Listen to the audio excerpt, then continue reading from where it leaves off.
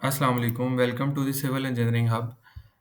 This video is the last video of Mohar Circles lecture series.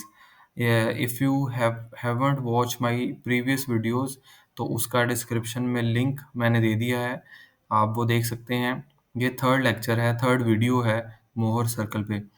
इस video में हम देखेंगे कि स्ट्रेसेस जो हैं वो टू परपेंडिकुलर प्लेन्स के ऊपर कैसे एक्ट कर रही हैं, नॉर्मल स्ट्रेसेस और टेंजेंशियल स्ट्रेसेस। तो न्यूमेरिकल देखते हैं। The stresses on two perpendicular planes through a point in a body are 30 megapascal and 15 megapascal, both tensile along with the shear stresses of 25 megapascal. Find the normal, tangential, and resultant stresses at an angle of 30 counterclockwise with the face on which the 30 megapascal act. ठीक है, ये इसके चार part होंगे। तो first part में हमें normal और टेंजेंशियल रिजल्टेंट स्ट्रेसेस फाइंड करनी है जो कि 30 एंगल पे काउंटर क्लॉकवाइज एक्ट कर रही हैं। किस पे, किस फेस के ऊपर, जो कि जिसके ऊपर 30 मेगा पास्कल फोर्स एक्ट कर रही है, स्ट्रेस एक्ट कर रही है। सेकंड जो इसका पार्ट है, the magnitude and direction of principal stresses, ये हमें फाइंड करनी होंगी। थर्ड इसके पार्ट में the plane of maximum stresses, maximum shear stresses, उन प्लेन्स को बताना होगा जहाँ पे मैक्सिमम शेयर स्ट्रेसेस एक्ट कर रही हैं या बन रही हैं। तो लास्ट पे the normal and shearing stresses on the plane of maximum shearing stresses. तो ये चार चीज़ें हमने इसमें फाइंड करनी है। इस न्यूमेरिकल के बाद आप मोहर सर्कल का कोई भी न्यूमेरिकल इजीली कर सकते हैं, अगर आपने ये वीडियो गौर से देखी होगी तो। ये हमारे पास कॉन्फ़िगरेशन डायग्राम है जिसके ऊपर 30 मेगापास्कल बोथ साइड पे एक्ट कर रही है, जो कि टेंसाइल है फोर्स है, और इसी तरह 15 मेगापास्कल जो है वो परपेंडिकुलर, उसके परपेंडिकुलर इस प्लेन की एक्ट कर रही है, और जो कि 15 मेगापास्कल है। और शेयरिंग स्ट्रेस जो है वो 25 मेगापास्कल एक्ट कर रही है क्लॉकवाइज डायरेक्शन में, ये वाली और ये वाली, ऐसे ये क्लॉकवाइज आएगी। और ये जो है ये 25 मेगापास्कल ही इस प्लेन में जो है वो काउंटर क्लॉकवाइज एक्ट कर रही है। अब इसको हमने मोहर सर्कल के ऊपर कैसे ड्रा करना है, इसके लिए हम ये सबसे पहले क्या करेंगे, हम प्लेन्स ड्रा कर लेंगे अपने। तो सबसे पहला प्लेन जो होगा वो ये है कि हमने ओरिजिन पॉइंट लगाया है जिसको हमने आर बोलते हैं, और एक प्लेन लगाया नॉर्मल में जिसको हमने सिग्मा के बोला, और दूसरा प्लेन है शेयर प्लेन जो इसके बिल्कुल परपेंडिकुलर लगेगा। अब इसके ऊपर हमने डिवीजन्स कुछ मार्क कर ली, आप इसको ग्राफ पेपर पे भी कर सकते हैं ताकि एक्यूरेट रिजल्ट आ जाए आपका। यहाँ पे मैंने एक डिवीजन जो है वो 5 मेगापास्कल के इक्वल्स मैंने बनाई हुई है। अब यहाँ पे देखें, सबसे पहले हमें पता है कि टेंसाइल फोर्स एक्ट कर रही है 30 मेगापास्कल के ऊपर। तो सबसे पहले हम ओरिजिन से 30 मेगापास्कल की डिवीजन्स लगा देंगे। लाइक यहाँ से मैंने स्टार्ट किया है, तो 5, 10, 15, 20, 30, इसी तरह सो ऑन ये एम तक चला जाएगा। तो एम पॉइंट पे मैंने 30 मेगापास्कल लगा दिया। इसी तरह 15 मेगापास्कल था, तो 5, 10 और 15, ये 15 मैंने एन पे लगा दिया। ये दो पॉइंट मैंने लगा दिए, एक एम और एक एन। अब एम जो है यहाँ पे पॉइंट मैंने लगा दिया, इसको पी में कैसे बनाऊंगा, मुझे पता है कि ये फोर्स जो है वो क्लॉकवाइज डायरेक्शन में मूव कर रही है नीचे की तरफ, 30 के जो परपेंडिकुलर फोर्स है। अब जो क्लॉकवाइज है उसको हम लेते हैं पॉजिटिव, ठीक है, और एंटी क्लॉकवाइज को हम लेते हैं नेगेटिव, जो कि मैंने फर्स्ट वीडियो में, वेरी फर्स्ट लेक्चर में बताया था। अब इस पॉइंट से 25 हमने ऊपर जाना है, तो कितनी डिवीजन जाएंगे, 1, 2, 3, 4, 5, 5 डिवीजन हम ऊपर गए। यहाँ पे पॉइंट लगा दिया, इस पॉइंट को हम बोलते हैं P. In the same way N point जो हमारा, जो ये फोर्स है वाई वाली, सिग्मा वाई वाली फोर्सेस है 15 है, तो यहाँ ये 15 जो है इसमें भी एंटी क्लॉकवाइज 25 मेगापास्कल ही लग रहा है। तो एन से हमने नीचे फिर 25 मेगापास्कल गए। अब ये पॉइंट हमने मार्क कर दिया। अब इस पॉइंट को हमने बोल दिया क्यू पॉइंट, और इस पॉइंट को बोल दिया पी पॉइंट। तो पी और क्यू के दरमियान में हमने एक लाइन प्रोजेक्शन ड्रा कर दिया जिसका सेंटर हमने बोल दिया कि ये अब ओ है। इस सेंटर से हमने OP से ये हमने सर्कल ड्रा कर दिया, सिंपल, डन। ओके। अब हमें पता है कि जो एंगल है वो हमने OP से ही लेना है, ऑलवेज हमने OP से लेना है। तो OP से 2 थीटा की तरफ ये एंगल जाएगा, 2 थीटा की तरफ इसलिए जाएगा कि कॉन्फ़िगरेशन डायग्राम में जो थीटा है वो मोहर सर्कल डायग्राम में 2 थीटा होगा। तो 30 डिग्री दिया था, तो 30 मीन्स 60 डिग्री।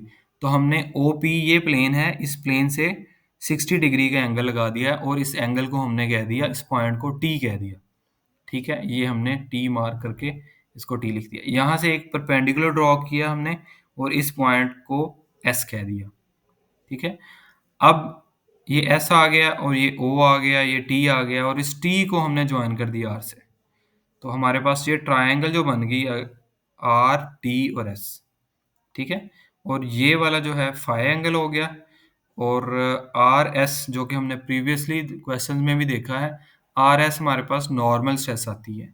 ठीक है, और टी एस जो होगा वो सिग्मा टी आएगा, दैट इज 21 मेगापास्कल। अगर हम इसको डिवीजन्स को ही देखूं मैं, तो आर से लेके एस तक कितनी डिवीजन्स बनती हैं, 1 2, और तीसरी पे एन था तो तीसरे थोड़ा पीछे हमने इसको 14 कह दिया, तो 5 10 एंड 4 14 मेगापास्कल।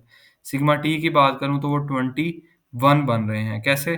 5 10 15 और 20, और 20 से थोड़ा सा ऊपर है तो मैंने 21 इसे कह दिया। ये रफली मैंने लिखा है, हम इसको एक्यूरेटली करना चाहते हैं तो ग्राफ पेपर पे कर सकते हैं, एक स्केल अपना सेलेक्ट करके।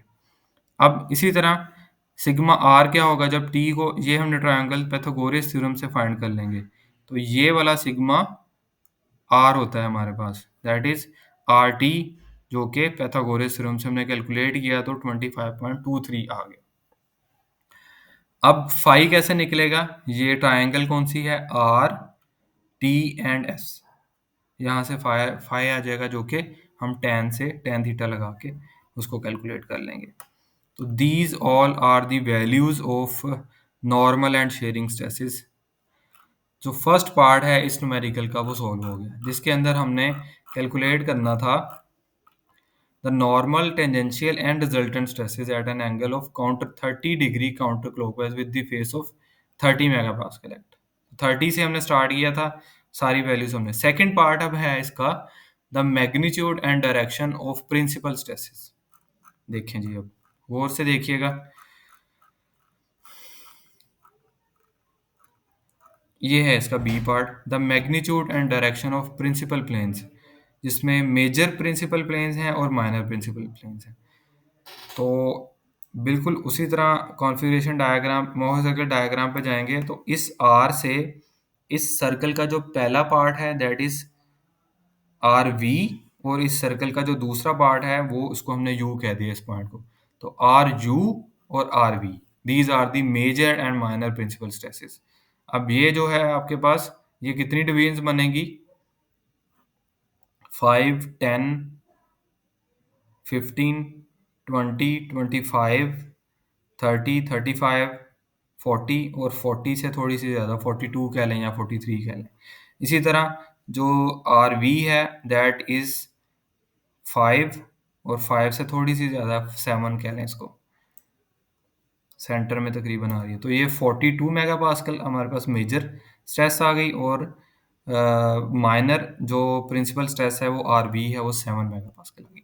अब देखें, जो सेकंड इसमें हमने क्या करना है, डायरेक्शंस भी फाइंड करनी है। तो थीटा P1 और थीटा P2 दो एंगल्स भी हमने फाइंड करने हैं इसके अंदर, that will always measured from the OP। तो वो एंगल्स कैसे फाइंड करेंगे, अब हमें पता चला कि मैग्नीट्यूड जो है मेजर और माइनर की हमारे पास आ गई, और एंगल के लिए हम क्या करेंगे, हमेशा एंगल जो है वो फाइंड करना है, मेजर करना है OP से।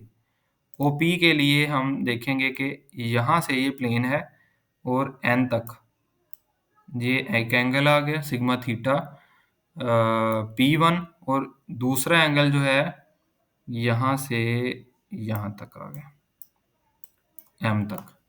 तो ये थीटा P1 और थीटा P2, ये एंगल दो आ गए, जो कि सेपरेटेड हैं 90 डिग्री। 90 डिग्री मीन्स कि कॉन्फ़िगरेशन डायग्राम में वो 90 डिग्री हैं और जो मोहर सर्कल डायग्राम है उसमें वो 180 हैं। मतलब ये जो पॉइंट है, ये एंगल हमने यहाँ तक लगाया और ये ही एंगल भी हमने यहाँ से ही मेज़र किया, जो कि यहाँ तक तो सेम था, लेकिन इसमें एडिशन हुई है 180 डिग्री की। ठीक है? तो इस सेकंड पार्ट भी हमारा क्लियर हो गया यहाँ तक, जिसमें हमने स्ट्रेसेस फाइंड की हैं और डायरेक्शन फाइंड की, मैग्नीट्यूड और डायरेक्शन। ठीक है? अब थर्ड देखें। थर्ड पॉइंट में आपके पास है plane of maximum shear stresses. हमने इसमें plane of maximum shear stress find करनी है। मैक्सिमम शेयर स्ट्रेस का मतलब है कि वो टॉप तक कितना गया और बॉटम तक कितना गया।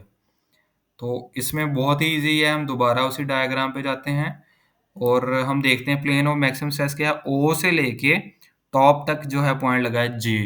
हमने ये लाइन लगाई और इसको कह दिया जे। जे पॉइंट हमने यहाँ पे इसको मेंशन कर दिया कि इस पॉइंट से लेके ओ से लेके जे तक का डिस्टेंस जो है वो मैक्सिमम प्लेन है। तो इसको हम मेजर कर लेंगे यहाँ से 5, 10, 15, 20, 25 और 25 से थोड़ा सा ज़्यादा वैल्यू। इसी तरह ओ से लेके के तक का डिस्टेंस जो होगा वो भी प्लेन ऑफ मैक्सिमम शेयर आएगा, अ, जो थर्ड पॉइंट इसका हो गया। ठीक है? ओपी से ओजे तक। अब इसी तरह अगर हमने इसका थीटा फाइंड करना है, जिसको हम थीटा S1 कहेंगे, जो कि 2 थीटा S1 हो जाएगा मोहर सर्कल डायग्राम में। इसी तरह ये क्लॉकवाइज और एंटी क्लॉकवाइज आ जाएगा 2 थीटा S2। इसको कैसे फाइंड करेंगे S1 को और S2 को, वो देखते हैं दोबारा। फिर डायग्राम में जाएंगे अपनी में। इस डायग्राम के अंदर हमने थीटा फाइंड करना है अब। तो थीटा के लिए बड़े गौर कीजिएगा ज़रा। ये भी हमेशा हमने OP से लेना है। OP से OJ तक आएगा थीटा पहला, थीटा S1, और दूसरा थीटा आएगा OP से OK तक। ठीक है? जो पॉइंट ऑफ मैक्सिमम शेयर है, ये भी सेपरेटेड है 90 डिग्री। मीन्स के ये यहाँ से स्टार्ट करेंगे, यहाँ तक जाएंगे। ये भी यहाँ से स्टार्ट हुआ था, बट 180 हमने इसमें एडिशन कर दिया। तो ये S1 और थीटा S2 दो वैल्यूज आ जाएंगी, जो कि मोहर सर्कल में 2 थीटा S1 और 2 थीटा S2 रहेंगी। आई होप यहाँ तक क्लियर हो गया होगा। जो थर्ड पार्ट है इसका, सी वाला, जिसमें हमने प्लेन और मैक्सिमम शेयर स्ट्रेसेस फाइंड किए हैं। अब फोर्थ पार्ट जो डी है, जिसमें हमने फाइंड करना है सिंपल, जिसमें हमने बताना है कि नॉर्मल और shear stresses in the plane of maximum shear stress, उसकी क्या वैल्यू होगी। The normal and shearing stress on the plane of maximum shear stress. तो बड़ी सिंपल बात है। नॉर्मल कौन सी फोर्स है आपके पास? R O. Sigma N is the normal shear stress, that is R O. उसकी वैल्यूज देखेंगे और टॉ मैक्स जो ओ जे है वो मैक्सिमम वैल्यू है शेयरिंग की, वो देखेंगे। सिंपल। दोबारा जाते हैं डायग्राम के अंदर। तो आर ओ क्या है? ये मैक्सिमम नॉर्मल स्ट्रेस है, जो कि 5, 10, 15, 20 और 25 के दरमियान है। अभी 22 आ जाएगा ये, तो इस तरह ये 22 आ जाएगा आर ओ। और ये वाली जो वैल्यू है ये आप देख सकते हैं 5, 10, 15, 20, 25, 25 से थोड़ा सा ज़्यादा 27 कर लेते हैं इसको। तो ओ जे ये नॉर्मल आ जाएगी हमारे पास, नॉर्मल स्ट्रेस, और ये शेयरिंग स्ट्रेस जो ओ जे आ जाएगी। Maximum normal and maximum shearing stress on principal planes. तो ये that's all for the 2 days lecture. Mohr circle series के तीनों वीडियोज़ जो हैं वो कंप्लीट हो गई हैं, और इस वीडियोज़ को देखने के बाद आप मोहर सर्कल का कोई भी न्यूमेरिकल बड़े इजीली आसानी से कर सकते हैं, अगर आपने ये गौर से देखी हैं सारी वीडियोज़।